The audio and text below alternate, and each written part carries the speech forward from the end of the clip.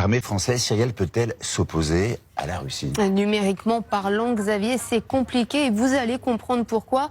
Si la France compte aujourd'hui 200 000 soldats professionnels, la Russie, elle, en dénombre 900 000 et plus d'1 350 000 pour les États-Unis.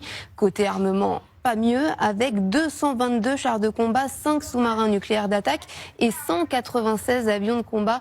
L'armée française se classe 7e du très sérieux palmarès des plus grandes puissances militaires.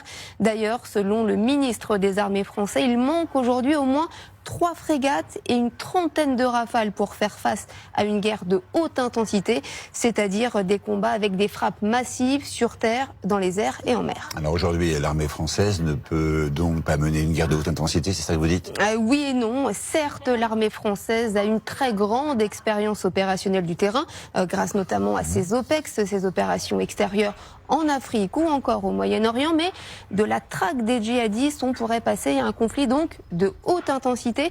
Et dans ce cas-là, pour l'instant, nous ne sommes pas prêts. Les spécialistes estiment qu'aujourd'hui, l'armée française ne tiendrait pas plus de 2 semaines en cas d'invasion ennemie. C'est vrai, mais cette affirmation ne veut en fait pas dire grand-chose parce que la France n'est pas amenée à combattre toute seule. Ah oui, et les autres pays européens et le Royaume-Uni également se tiendraient à ses côtés.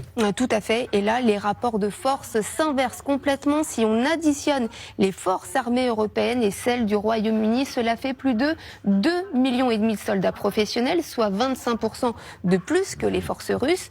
Côté aviation, près de 3000 avions de combat, soit 2 fois plus que les Russes.